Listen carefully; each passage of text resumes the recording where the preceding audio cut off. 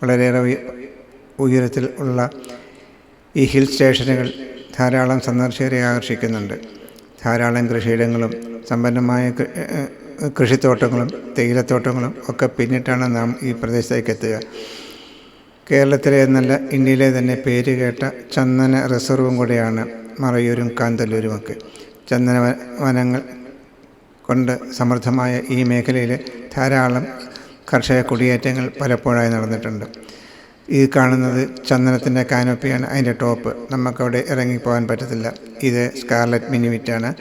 അതിൻ്റെ ഒരു ചെറിയ പതിപ്പ് നമുക്ക് കാണാൻ പറ്റും. ഇത്തരം ധാരാളം പക്ഷികളെയും മൃഗങ്ങളെയും കാണാം എന്നുള്ള ഉദ്ദേശത്തോടെയാണ് ഇവിടേക്ക് വന്നത്. ഈ ക്യാമ്പ് സംഘടിപ്പിക്കുന്നതിന് തന്നെ ഒരുപാട് ബുദ്ധിമുട്ടിയിട്ടുണ്ട് നെഹ്റു യുവകേന്ദ്ര. അതുപോലെ തന്നെ അറിയിപ്പുകളൊക്കെ സമയത്തിനെത്തി.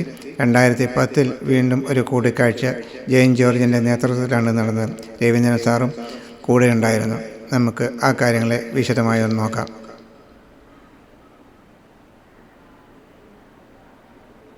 പ്രകൃതി സ്നേഹികളെ ഉൾപ്പെടുത്തിക്കൊണ്ട് നെഹ്റു യുവകേന്ദ്രയ്ക്ക് നേതൃത്വത്തിൽ ഒരു ക്യാമ്പ് സംഘടിപ്പിക്കുകയുണ്ടായി. ബഹുമാന്യനായ നമ്മുടെ ജെയിൻ ജോർജ് സാറ് അതിൻ്റെ മുഖ്യ സംഘാടകനായിരുന്നു. അതുപോലെ രവീന്ദ്രൻ മൂവാറ്റുപുഴ, ഇവരുടെയൊക്കെ സജീവ സാന്നിധ്യം കൊണ്ട് അനുഗ്രഹീതമായൊരു സദസ്സായിരുന്നത്. അവിടെ ഞങ്ങൾ യുവാക്കൾക്ക് അല്ലെങ്കിൽ ഇതിനോട് താല്പര്യമുള്ള ആളുകളെല്ലാം ഒരുമിച്ച് കൂട്ടി അവിടെ കാര്യങ്ങൾ വിശദീകരിച്ചു. ചിന്നാർ വൈൽഡ് ലൈഫ് സാങ്ച്വറിയോട് ചേർന്ന് കിടക്കുന്ന അല്ലെങ്കിൽ അതിൻ്റെ തൊട്ടടുത്തുള്ള ക്യാമ്പിംഗ് ഷെഡിലായിരുന്നു ഇത്. ജെയിൻ ജോർജ് സാറ് കാര്യങ്ങൾ വിശദീകരിക്കുന്നു. ഒരു ദിവസം അവിടെ തങ്ങുന്നു. പ്രഭാതത്തിൽ അവിടെ വെളിയിലേക്ക് ഇറങ്ങുന്നു. ആ കൂടെ ഫോറസ്റ്റിലെ വാച്ചർമാരും ഒക്കെ കൂടെയുണ്ട്. കാടിൻ്റെ ഉള്ളിൽ ഒരു കുഞ്ഞു തടാകം, ധാരാളം മൃഗങ്ങളിവിടെ വെള്ളം കുടിക്കാൻ എത്തുമെന്നാണ് പറഞ്ഞിരുന്നത്. രാവിലെ തന്നെ കാട്ടിലേക്ക് ഇറങ്ങി ബിനോമേക്കൾ വാച്ച് ചെയ്യുന്നുണ്ട്. ഏതെങ്കിലും മൃഗങ്ങൾ വരുന്നുണ്ടോ ഇല്ലയോ. അപൂർവമായി മാത്രം ഇവിടെ പുലികൾ വരാറുണ്ട്, കടുവ വരാറുണ്ട്. അതുപോലെ കാട്ടാനകളും അതുപോലെയൊക്കെ ധാരാളം വരുന്നു. Monsoon nature ക്യാമ്പാണ്. 2010 സംഘടിപ്പിച്ചത്. ജൂലൈ 10-11 തീയതികളിലായിരുന്നു ഇത്. സംഘാടനം നെഹ്റു യുവകേന്ദ്രയായിരുന്നു. ധാരാളം ചെറുപ്പക്കാർ വന്ന ഈ ക്യാമ്പ് ഒരു വലിയ അനുഭവമായിരുന്നു. അതുപോലെ ഫോറസ്റ്റ് ഡിപ്പാർട്ട്മെൻറ്റ് ഏറെ സഹകരിക്കുകയും ചെയ്തിരുന്നു. ഭക്ഷണവും മറ്റു കാര്യങ്ങളും ഒരുക്കി തരുന്നതിൽ, ക്ലാസ്സുകൾ നയിക്കുന്നതിൽ, ഗൈഡുകളെ തരുന്നതിൽ എല്ലാം ഏറെ അവർ താല്പര്യം കാണിച്ചിരുന്നു. കാടിൻ്റെ ഉള്ളിൽ കൂടെ നടക്കാനും അവിടുത്തെ കാര്യങ്ങൾ മനസ്സിലാക്കാനും ഒക്കെ ഇത് ഉതകി. ധാരാളം മൃഗങ്ങളെ കാണാൻ കഴിയുമെന്നുള്ള പ്രതീക്ഷയിലാണ് ക്യാമ്പിൽ നിന്ന്. പക്ഷേ ഇല്ല, നമുക്ക് ബ്ലാക്ക് ബട്ടർഫ്ലൈ ഉണ്ടായിരുന്നു. ചെറുതായിട്ട് അവരെ കണ്ട് ചെറിയ കൂട്ടങ്ങൾ കാണാൻ പറ്റി. ഡ്രൈ ഏരിയ ആണെന്ന് നേരത്തെ പറഞ്ഞുവല്ലോ.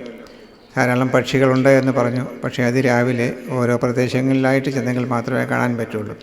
ക്യാമ്പിലെ കൂടുതൽ അംഗത്വവും അതുപോലെ ആളുകളുടെ ശബ്ദവും ഒക്കെ ജീവജാലങ്ങൾക്ക് അരോചകമാകുന്നതിനാൽ അവയെ പൂർണ്ണമായി കിട്ടണമെന്നില്ല. അതുപോലെ തന്നെ പ്രദേശങ്ങൾ ആദിവാസി മേഖലയാണ്. അത് പ്രാക്തന സംസ്കാരത്തിൻ്റെ ചില ഭാഗങ്ങളിൽ നിന്ന് അവശേഷിപ്പുകളായിട്ട് എവിടെയുണ്ട്. ഇവയെല്ലാം കടന്നാണ് നമ്മൾ പോകേണ്ടത്. ചുറ്റുപാടുമുള്ള ഗ്രാമപഞ്ചായത്തിൽ കാന്തല്ലൂരും മറയൂരും ഒക്കെ കൃഷിയിടങ്ങളായി മാറിയിരിക്കുന്നു. അതുപോലെ ഫോറസ്റ്റുകാരുടെ പ്രത്യേകമായിട്ട് വേലി കെട്ടിത്തിരിച്ചിരിക്കുന്ന ചന്ദന കാടുകളുമൊക്കെ നമുക്ക് പ്രത്യേകമായിട്ട് കാണാൻ പറ്റും. നാട്ടുകാരുടെ കൈയേറ്റവും ഒക്കെ തന്നെ കാടുകളെ ചുരുക്കുന്നു എന്നുള്ളൊരു സത്യവും കൂടെയുണ്ട്. ഇത് ഒരു പക്ഷി, ഷ്രാക്ക് എന്ന് പറഞ്ഞ പക്ഷിയാണ്. വളരെ അപൂർവമായിട്ട് മാത്രമേ ഉള്ളൂ. ഡ്രൈ ഏരിയയിലാണ് കാണുന്നത്. ഒരു മരത്തിൽ കണ്ടു. പക്ഷികളെ കാണുമെന്ന് നമ്മൾ കരുതിയാലും നമുക്കത്രയും കിട്ടിയില്ല. കാട്ടുചെടികളും പൂവുകളും ഇവയൊക്കെ ഔഷധ സസ്യങ്ങൾ ആണെന്നാണ് പറയുന്നത്. മന്ദാരം നല്ല രസമാണ് അതിനെ കാണാൻ.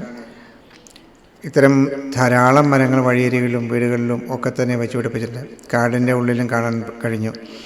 പലപ്പോഴും ആദിവാസികൾ അവരുടെ ഊരുകളിൽ കൊണ്ടേ നടുത്ത് അവിടെ നിന്നൊക്കെ പലതരത്തിൽ കാട്ടിലേക്ക് വീണ് അവിടെ മുളയ്ക്കുന്നതാണ്. ഇതാ ഒരു ചെറിയ ഒരു അരുവിയുണ്ട്.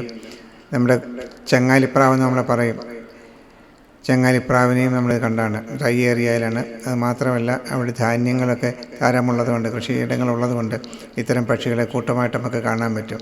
പക്ഷേ ഇപ്പോൾ അവയുടെ എണ്ണം വളരെയേറെ കുറഞ്ഞു പോയിരിക്കുന്നു. കാരണം നായാട്ടുകാരാണ് തെറ്റാലി അതുപോലെയൊക്കെയുള്ള പല സാധനങ്ങൾ ഉപയോഗിച്ചുകൊണ്ട്. ഇതാ മക്കാക്ക അല്ലെങ്കിൽ മൊച്ചക്കൊര എന്ന് പറയും. ഇന്നിപ്പോൾ ഏറ്റവും കൂടുതൽ എണ്ണം ഉള്ളത് ഈ മേഖലയിലാണ്. ഇവയെ നമുക്ക് കൂട്ടമായിട്ട് കാണാൻ പറ്റും. ധാരാളം ആളുകൾ വരുന്നതും പോകുന്നതുമായിട്ട് അവിടെയുണ്ട്. അതുകൊണ്ട് കാഴ്ചക്കാരായി എത്തുന്ന ആളുകൾ ഭക്ഷണ സാധനങ്ങളൊക്കെ കൊടുക്കുന്നതുകൊണ്ട് തന്നെ വഴിയരികിൽ ഇവ വന്ന് കാത്തിരിക്കാറുണ്ട്. അത് പല അപകടങ്ങളും വിളിച്ചു വരുത്തുന്നു. വളരെ വേഗത്തിൽ സഞ്ചരിക്കുന്ന വാഹനങ്ങളുടെ മുമ്പിൽ പലപ്പോഴും ഇവ എത്തപ്പെടാറുണ്ട്. ഭക്ഷണ സാധനങ്ങൾ എടുക്കുന്ന തിരക്കിൽ പാറി വരുന്ന അല്ലെങ്കിൽ ചീറി വരുന്ന വണ്ടികളെ കാണാറില്ല. അപകടത്തിൽപ്പെടുന്നുമുണ്ട്. കുഞ്ഞിനെ ഒക്കത്ത് ഒതുക്കി പിടിച്ചിരിക്കുന്ന ഒരു ചെറിയ മൊച്ചക്കുരങ്ങാണ്. സ്വല്പം വ്യത്യാസങ്ങളുണ്ട് ഇവയ്ക്ക്. ഒരേ ഫാമിലിയിൽപ്പെട്ടതാണെങ്കിലും അല്ലെങ്കിൽ ഒരേ വർഗത്തിലെ ആണെങ്കിലും പല തരത്തിലുള്ള രീതിയിലാണിത്. ഇത് ടൈഗർ റിസർവാണ്. അവിടെ നമുക്ക് കടന്നു പറ്റാൻ പറ്റും. പാസ് വേണം. അതുപോലെ തന്നെ അവിടെ തന്നെ നമുക്ക് ഗൈഡ് വേണം. ഇതാ നീലക്കുടുക്ക. ഇത്രയും ശലഭങ്ങളെ നമുക്ക് കാണാൻ പറ്റും. അതുകൂടാതെ കൂട്ടമായിട്ട് വരുന്ന ധാരാളം ശലഭങ്ങൾ ഇതുമായിട്ട് ബന്ധപ്പെട്ട ഇതിൻ്റെ തൊട്ടടുത്ത കാറ്റഗറിയിൽ വരുന്നവരുണ്ട്. ഇതാ ഒരു കുഞ്ഞും തള്ളയും രാവിലത്തെ ഭക്ഷണം കിട്ടാനായിട്ട് നോക്കിയിരിക്കുകയാണ്. ഒരു വല്യമ്മ വെള്ളവും കോരിക്കൊണ്ട് വരുന്നുണ്ട്. ഡ്രൈ ഏരിയയാണെന്ന് പറഞ്ഞല്ലോ. തമിഴ്നാട്ടിലെ ആളുകൾ ധാരാളമായിട്ട് ഇവിടെ കാണാം.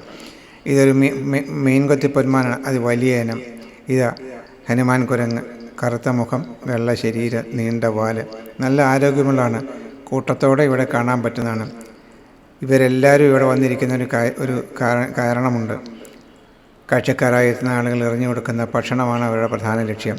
ഉൾക്കാടുകളിൽ കഴിയുന്നവരാണ് എങ്കിലും ഭക്ഷണം സൗകര്യമായിട്ട് കിട്ടുമെന്നുണ്ടെങ്കിൽ അധ്വാനിക്കാതെ അത് സമ്പാദിക്കുന്നതിന് വേണ്ടി വഴിയരികിൽ ഇവർ വന്ന് കാത്തിരിക്കാറുണ്ട്. ഇതൊരു മരംകൊത്തിയാണ്, ചെറുത്. നമ്മുടെ നാട്ടിൽ കാണുന്ന മരംകൊത്തി പോലെയല്ല. ഇത് സ്കാർലറ്റ്